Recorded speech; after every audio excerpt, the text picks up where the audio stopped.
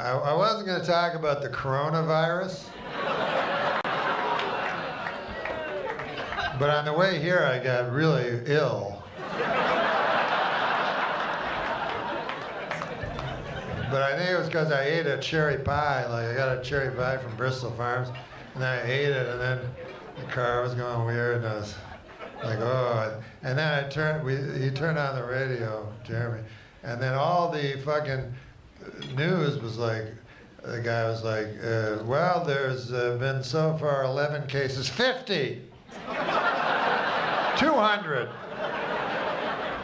I don't feel good, you know. You're like, oh, this is not good.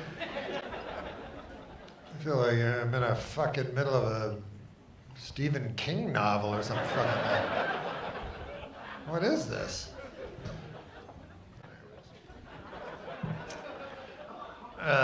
So my plan is just to not die. You know, survive long enough where they find a cure. You know, some people will have to die. But finally they'll find a cure for me. And then I'll thank all those. It's funny how Big Pharma is so evil till now.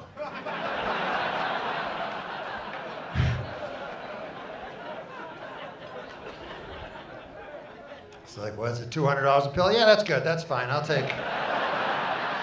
Give me all you got.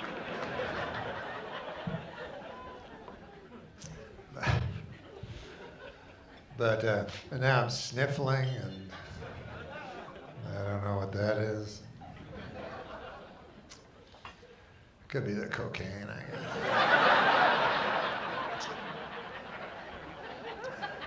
It's so nervous about this goddamn, and then so I take cocaine, you know, and then that makes the anxiety even more crippling. It's funny that we all now know how we're gonna die.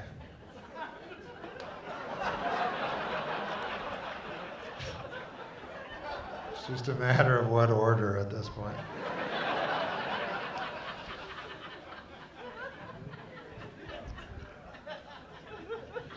I went to the Costco and the fucking everybody trying to buy shit and everything, like the end of the world.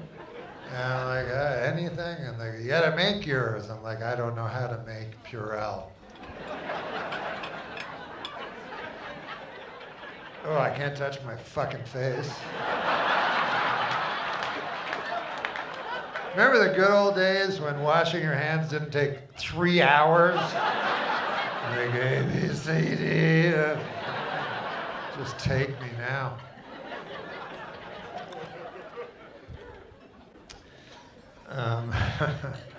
So the mind never wanders too far from, you know, like I'll be talking about all kinds of horse shit up here tonight, but every moment I'll be thinking of this disease. Just to let you know. Just getting away from you guys a little bit more. But it comes at a good time, this, where we're all quarantined, because we know how to live like that, right? We got our fucking magic phones and computers and everything. We don't need no fucking people.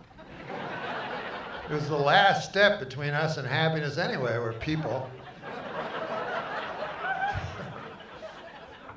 Got the TV and shit.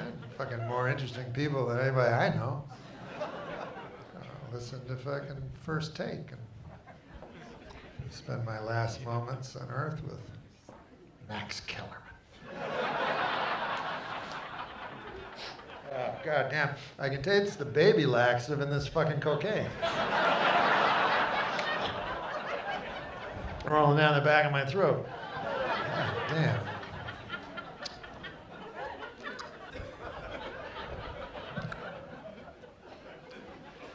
But I'm old anyway, you know, so if I die, it won't be as much of a tragedy. I'm 68 years young, I like to say.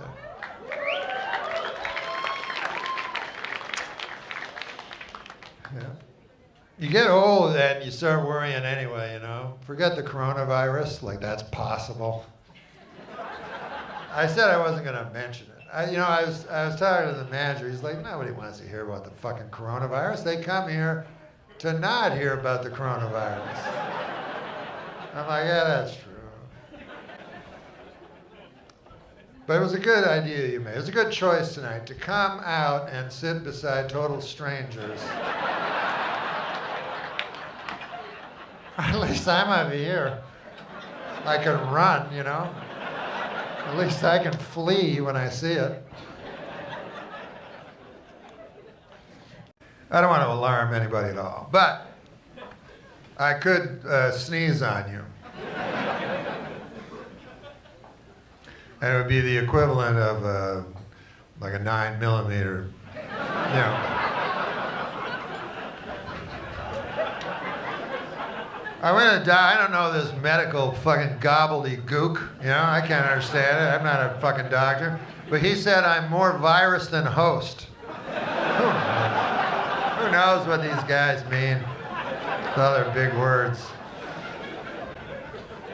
Fuck, who knew it was going to end this way? I thought it was going to be a fucking big iceberg or something. Sounded fun for a while. It's like, oh, the oceans will rise in a big iceberg. Oh, goddamn. Not like your kid. Oh, fuck.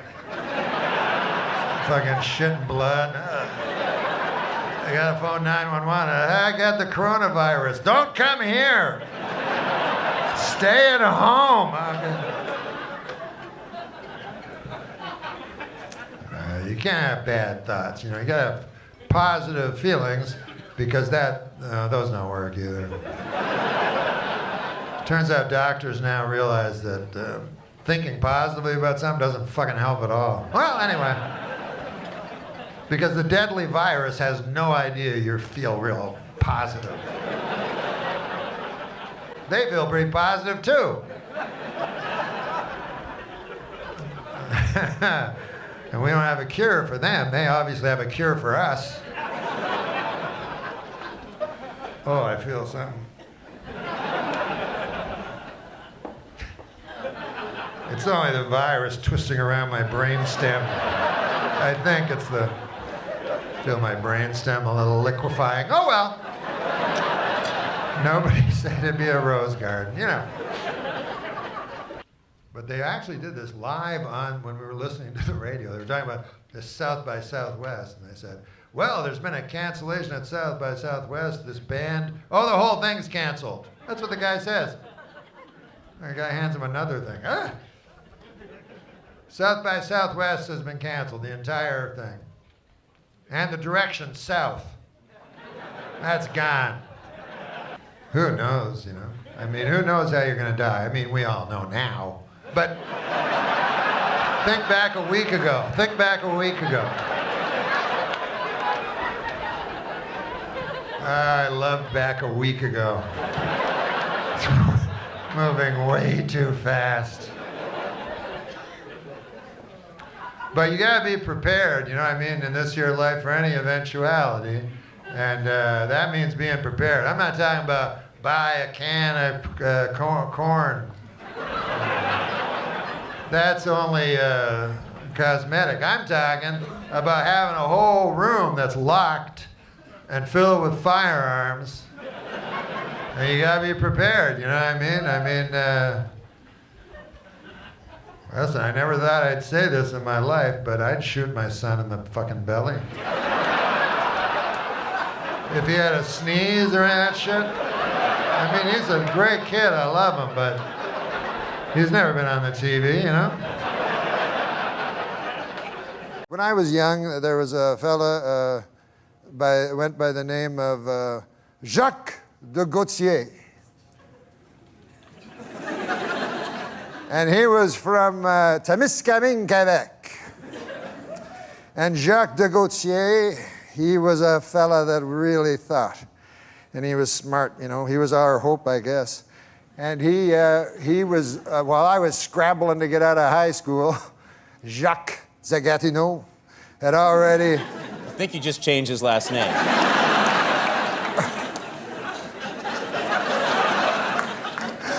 Well, you know, a man grows.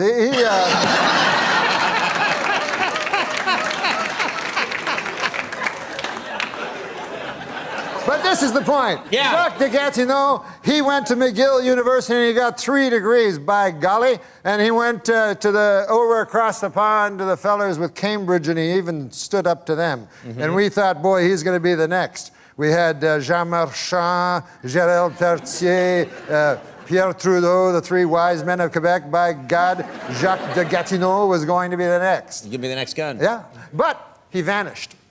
And I met him, I started to do stand-up and travel from here to there and to here again. And one time I was in Niagara Falls, and gosh, I went over to the Sea World there. You know how they have the Sea World? You know, with the different fish.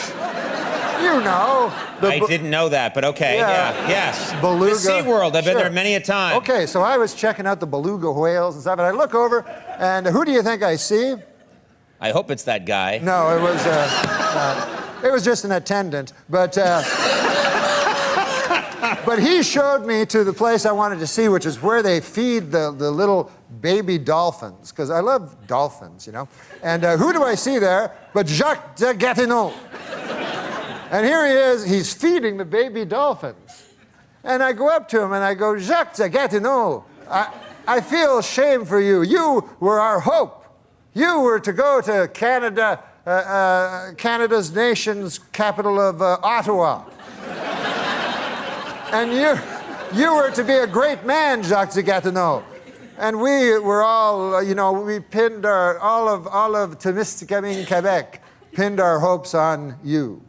Now that's a hell of a burden for a man to have a town's hope pinned on them, isn't it, Conan? It is a big burden. So he was feeding these baby dolphins, you know, and I said, I'm ashamed of you, Jacques de Gatineau. You could have done so many great things. And he said, well, I think I'm serving a youthful purpose. Now I believe that...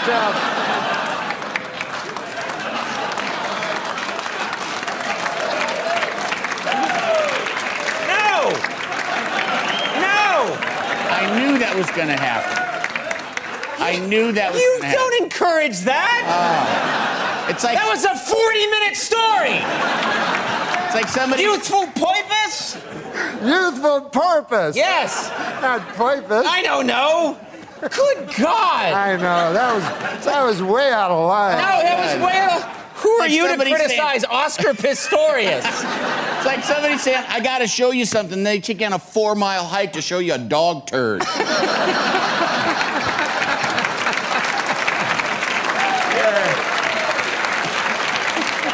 Look at it. Okay.